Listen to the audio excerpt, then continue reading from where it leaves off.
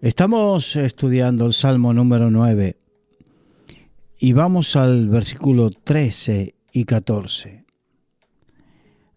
donde dice: Ten misericordia de mí, Jehová. Mira mi aflicción que padezco a causa de los que me aborrecen. Tú que me levantas de las puertas de la muerte, para que cuente yo todas tus alabanzas en las puertas de la hija de Sión y me goce en tu salvación. Recordemos que este salmo fue escrito por el rey David y es muy posible, según los que estudian las escrituras y en este caso estudian los salmos y la vida del rey David, que este haya sido escrito en un momento donde el rey David, ya como rey y muchos años después, recuerda el hecho de cuando él tuvo esa grandísima victoria contra Goliat. Y recordando esa gran victoria y agradeciendo por esa gran victoria, sigue diciendo: ten misericordia de mí, Jehová. Mira mi aflicción que padezco. O sea que a pesar de esa gran victoria y a pesar de ser un gran rey, muy respetado, él padecía aflicción por causa de los que le aborrecían. Jesucristo dijo: en el mundo tendréis aflicción, pero no temas, yo he vencido al mundo. La vida de los hijos de Dios es una vida que mientras estemos en esta tierra padeceremos aflicción. La aflicción de la carne, o sea, hablando de la aflicción que nos produce nuestra naturaleza carnal, luchar contra la carne. La aflicción de la obra de Dios, pero también la aflicción que padecemos por causa del Señor y por causa de su obra. Mientras estemos en este mundo, padeceremos aflicción, y es algo que los cristianos no debemos perder de vista porque es algo real. Algunas veces he escuchado ese evangelio o ese evangelismo: ven a Jesús y te solucionará los problemas. Es verdad que cuando venimos al Señor, el Señor trata con nuestros problemas y nos ayuda, nos da soluciones. Pero no es menos cierto que por el hecho de sufrir, de seguir a Cristo, sufrimos aflicciones. De hecho, el apóstol Pablo dice: sufre penalidades como buen siervo de Jesucristo. O sea que servir a Cristo significa padecer penalidades. El apóstol Pablo las contaba, de los de adentro, de los de afuera, que sufría penalidades, que sufría aflicciones. Contaba las veces que fue azotado. Contaba cuando se tuvo que huir descolgándose de un muro.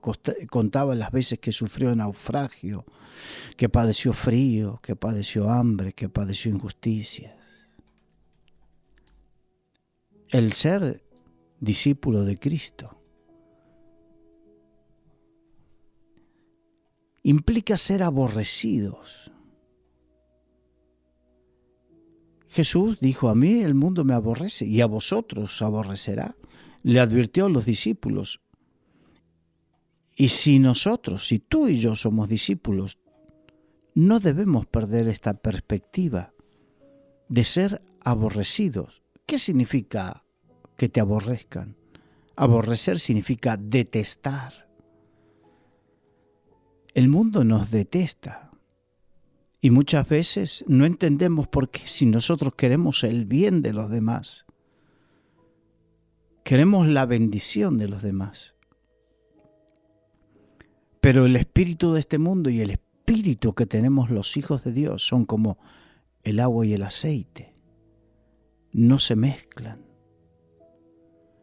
Ellos tienen un espíritu contrario que les hace rechinar los dientes contra los hijos de Dios.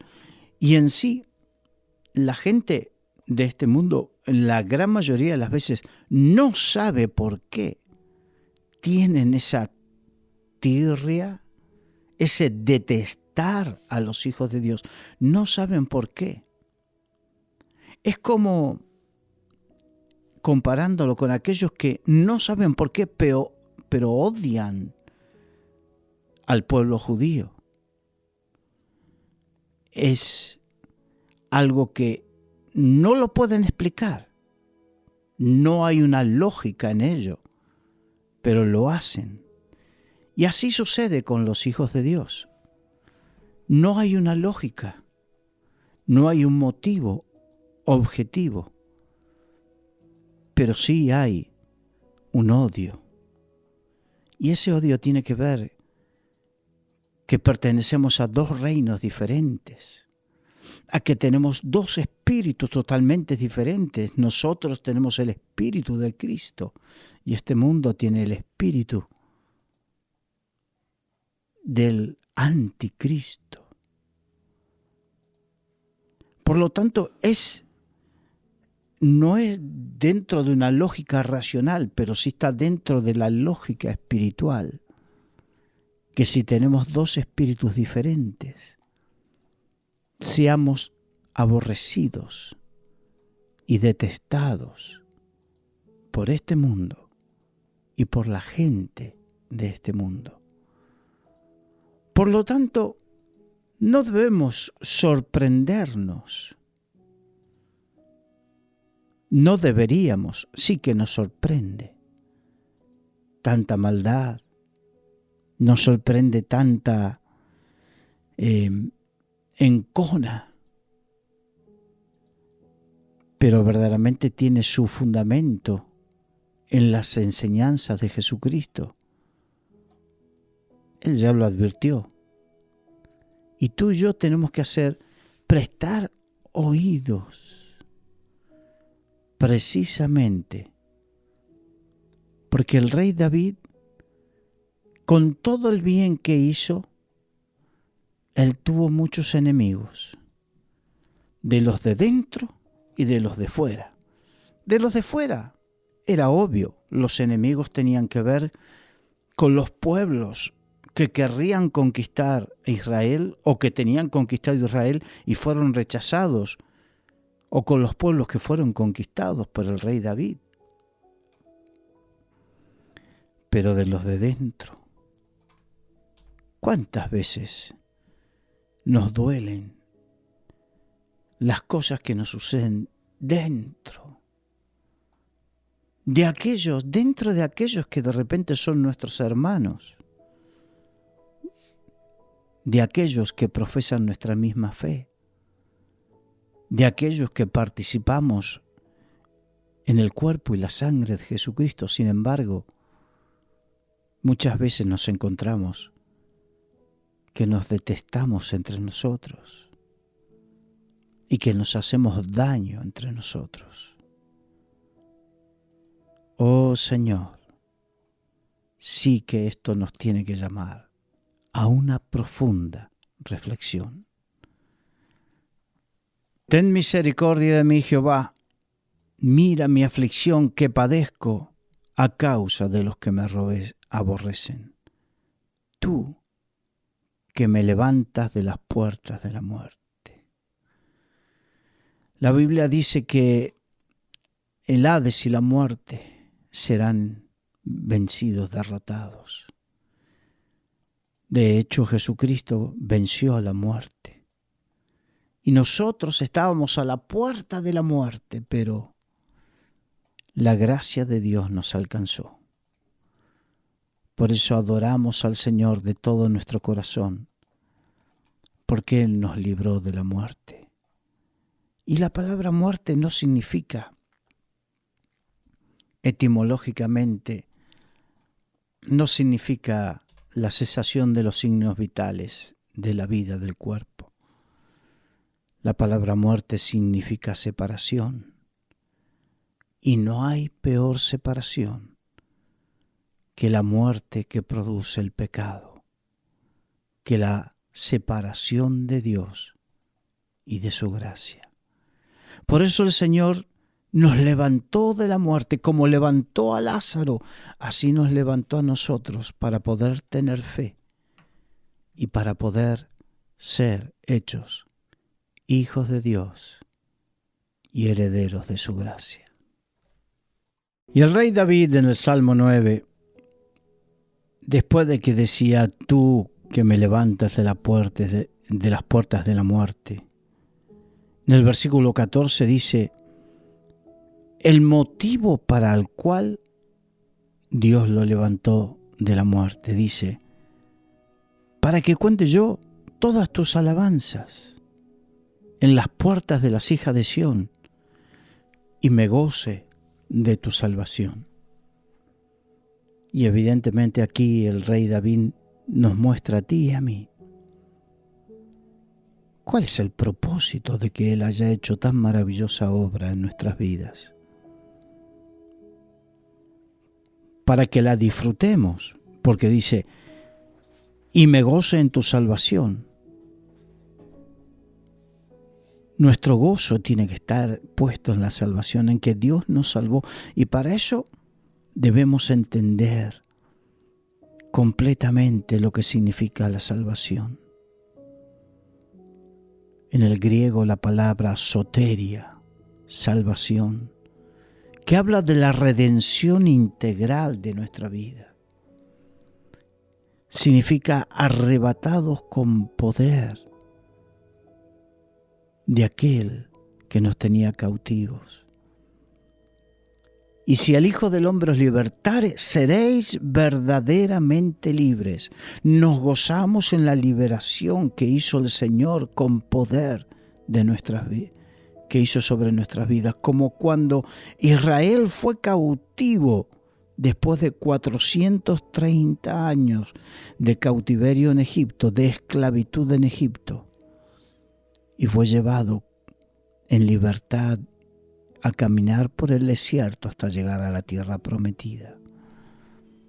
Así fuimos libertados de la cautividad del pecado, de la esclavitud de Satanás, del reino de las tinieblas y trasladados al reino de la luz admirable de Jesús.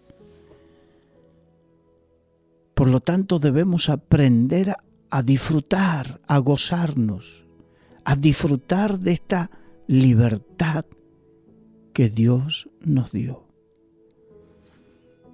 El problema es que cuando no aprendemos a disfrutar y nos centramos en lo que nos falta, estaremos dando vueltas en el desierto. Israel dio 40 años vueltas en el desierto sin disfrutar de la tierra prometida porque su corazón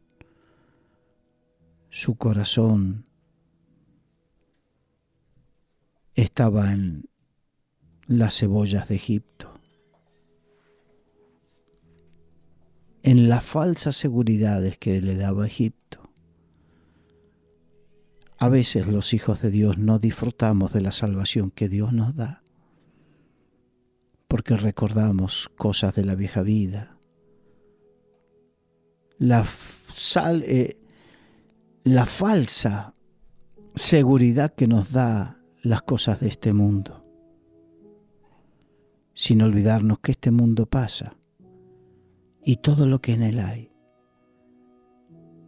Pero los que estamos en el Señor permaneceremos para siempre. Para que cuente yo todas tus alabanzas en las puertas de las hijas de Sión. Ese es el motivo. Y eso es lo que debemos hacer los hijos de Dios, contar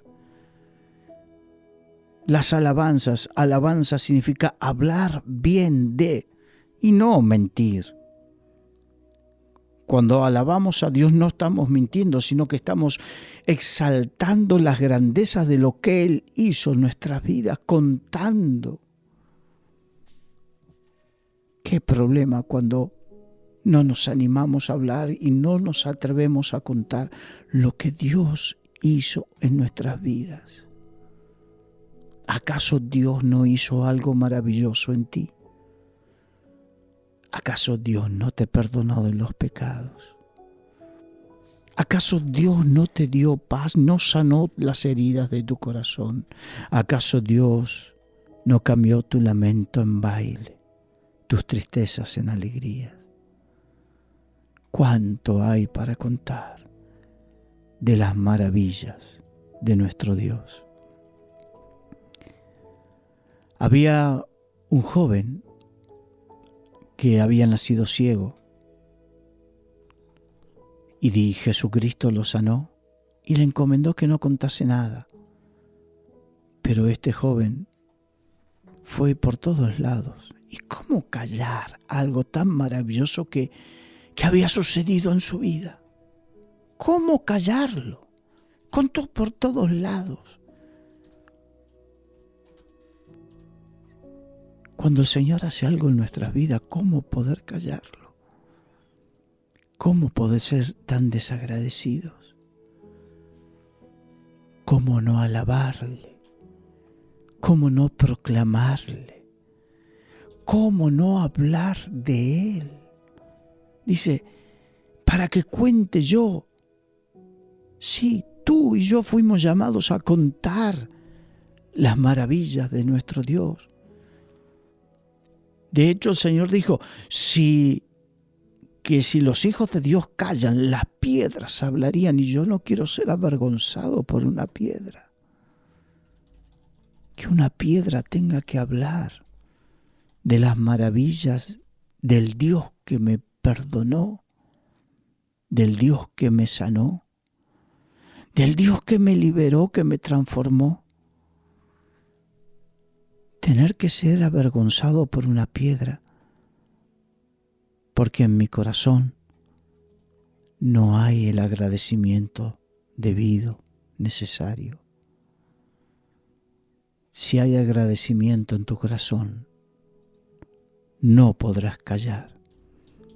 Y si te estás callando por vergüenza, por cobardía o por lo que sea, es tiempo de pedirle perdón a Dios.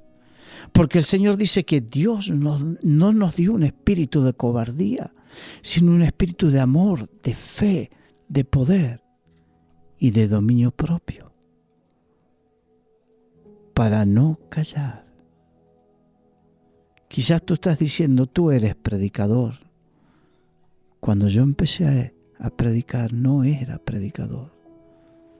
Ahora llevo más de 30 años predicando y te puedo asegurar que aún tengo que luchar contra la vergüenza, tengo que luchar contra muchas cosas porque está en nuestra naturaleza. Pero es más importante lo que Dios hizo en mi vida. Y cuando me acuerdo de las maravillas de Dios, no puedo callar, no debo callar. Jeremías decía, a causa de las afrentas que recibía por profetizar lo que Dios le decía, él recibía afrentas, él padecía. Y en el momento dijo, no hablaré más en tu nombre, no profetizaré más, no hablaré más en tu nombre, pero dijo, pero había dentro de mí un fuego que no lo pude soportar. Que podamos tener ese fuego en nuestro corazón, que nos impida callar y que donde estemos, sea en el lugar de estudio, el lugar de trabajo, con los vecinos, con la familia, que no podamos callar. En las puertas de las hijas de Sión, que no podamos callar en la iglesia de alabar al Señor, que no podamos callar en las calles de contar las maravillas de nuestro Dios. Eso es precisamente lo que Dios está esperando de ti y de mí.